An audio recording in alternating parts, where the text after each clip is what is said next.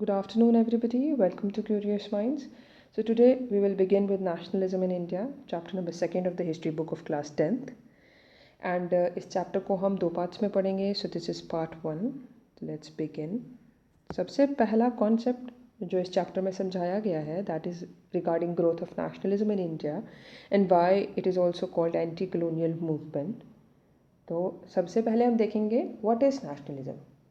Nationalism is a feeling. ये एक feeling है which combines people into a whole of that nation, of that particular nation.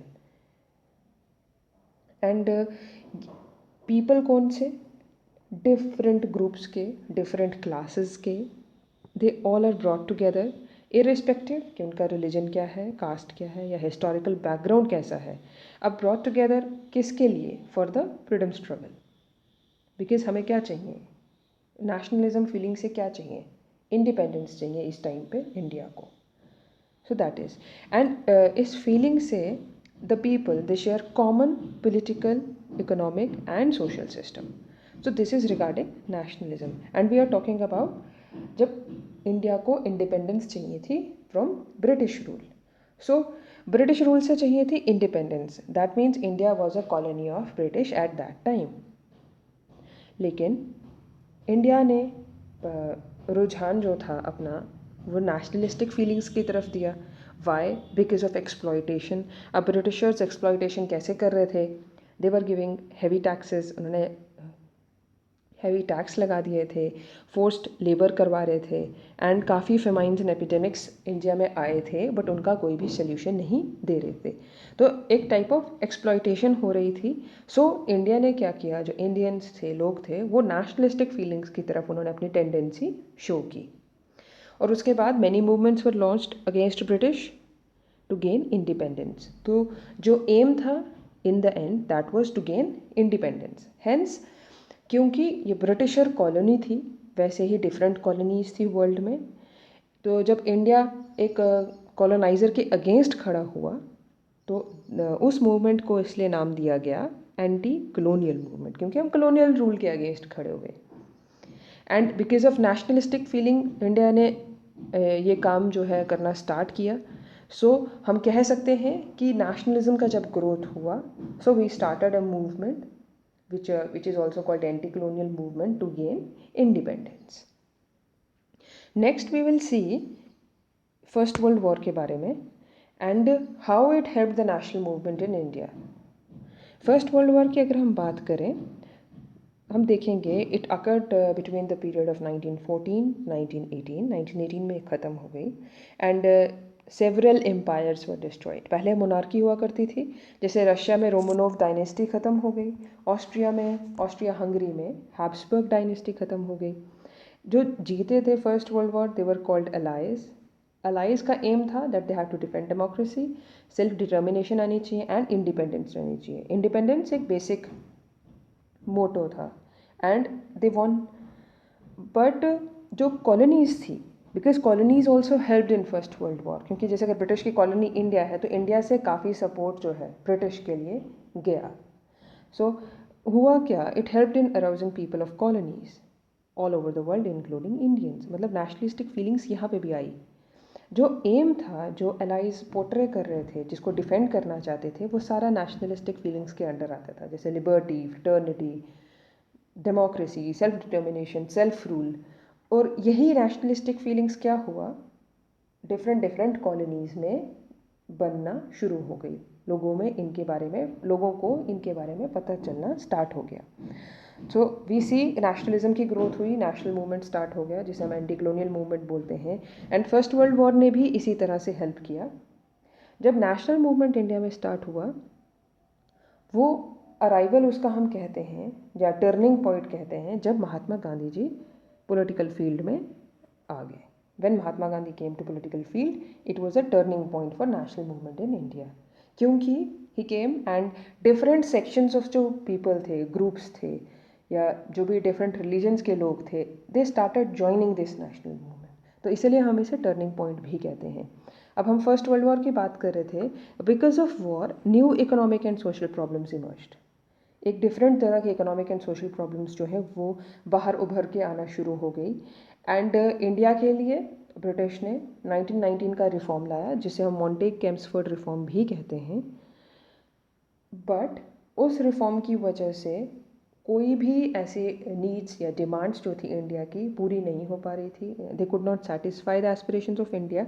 तो Indians में अगर कोई भी जैसे डिमांड सेटिस्फाई नहीं हो पा रही है तो what will occur, a discontent will occur, लोग खुश नहीं रहेंगे। तो जो डिसकंटेंट उस टाइम पे हुआ मासेस में against the British rule, plus Soviet union, emergence of Soviet union जब हुआ, जब यूएसएसआर बना, उसने क्या किया, they said they will support the struggle for independence of everyone. उनका मेन रूल ये था कि जो भी इंडिपेंडेंस करना चाहता है हम उसका सपोर्ट करेंगे। तो ये जो जनरल डिस्कंटेंट था मासेस में, प्लस सोवियत यूनियन का इमर्जेंस एंड उसका सपोर्ट, इसने कंट्रीब्यूट किया ग्रोथ ऑफ नेशनल मूवमेंट में एंड इट्स स्ट्रगल में। सो this is how first world war ने नेशनल मूवमेंट में हेल्प किया। नेक्स्ट अब हम देखेंगे इंडिया में, जैसे अब हमने देख लिया नेशनल मूवमेंट स्टार्ट हो चुका है आफ्टर 1919, नेशनल मूवमेंट स्टार्ट हो चुके हैं, तो और क्या क्या फैक्टर्स थे इस नेशनल मूवमेंट को और बढ़ाने के। 1919 में जब 1919 रिफॉर्म्स लोग फॉलो नहीं कर रहे थे, उन्हें सेटिस्फाई नहीं हो रहा था, तो जो ब्रिटिशर्स थे उन्होंने एक एक्ट लाया, that was called Rowlatt act. Rowlatt act 1919 में आया। अब हम टाइमलाइन के हिसाब से देखेंगे। अब राउलेट एक्ट आया क्यों, इसकी हिस्टोरिकल बैकग्राउंड देखते हैं। इंडिया ने हेल्प किया था ब्रिटेन का in first world war in hopes कि जो गवर्नमेंट है they would give them the rights. Rowlatt act में ये हुआ था, लेकिन गवर्नमेंट ने क्या किया, गवर्नमेंट ने कोई हेल्प नहीं की। देयरफॉर जो रिजेंटमेंट था और डिस्कंटेंट था, so it increased, resentment and discontent increased. हमने देखा इंडिया ने हेल्प किया ब्रिटेन का फर्स्ट वर्ल्ड वॉर में कि गवर्नमेंट उनको राइट्स देगी, लेकिन ब्रिटिश ने ऐसा नहीं किया। तो जो गवर्नमेंट था, ब्रिटिश गवर्नमेंट थी, they feared that a new movement might arise, कि फिर से कोई मूवमेंट खड़ा होगा, and hence Rowlatt Act was passed. ये मतलब इसका बैकग्राउंड था कि क्यों राउलेट एक्ट को पास किया गया। अब इस एक्ट में क्या था, in this act government could arrest anybody without trial, मतलब बिना ट्रायल के, बिना वारंट के, बिना किसी सबूत के they will arrest them. And it outrage the Indians, क्योंकि ये एक उनके अगेंस्ट था कि why arresting without any trials, and that is why it is also called as, it was also called black legislation. उस टाइम पे हमारी party थी INC, इंडियन नेशनल कांग्रेस, तो उन्होंने इसको टर्म दिया black legislation and they opposed it. Meetings were held everywhere, processions taken out. First time हम कह सकते हैं कि जब राउलेट एक्ट पास हुआ था तो फर्स्ट टाइम इंडिया जो था एक यूनाइटेडली अपोज करने की कोशिश कर रहा था the British government.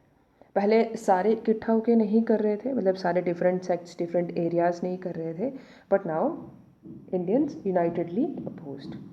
So 1919 Rowlatt act जब आया, उस चीज़ को अपोज करने के लिए लोगों ने प्रोसेशन स्टार्ट किए, बट लेटर ऑन एक मसैकर हुआ, that is Jallianwala Bagh massacre, that occurred in 1919, जिसके रीजंस थे बिकॉज ऑफ 1919 रिफॉर्म्स का dissatisfaction and opposition of Rowlatt Act. Country wide protest हो रहे थे, they were called by Gandhi, while British called for brutal measures. जो country wide protest हो रहे थे they were peaceful, while British ने क्या किया, उन्होंने बोला कि हम जो भी मेजर्स हम यूज़ कर सकते हैं, चाहे वो ब्रूटल ही क्यों ना हो, इस प्रोटेस्ट को रोकने के लिए they began like firings, lathi charge. 10 April को देखें तो Satyapal and doctor Kitchlew were arrested. So people ने इन पंजाब दे सेड कि we will hold a peaceful protest, कि हम अपना डिसकंटेंट दिखा पाएँ। बट जनरल डायर ने he ordered open fire at an unarmed crowd, जिसमें ओल्ड पीपल थे, वुमेन थी, चिल्ड्रन थे। They were holding a peaceful protest, procession बैठ के निकाल रहे थे, but thousands of people died at that day and many were left wounded.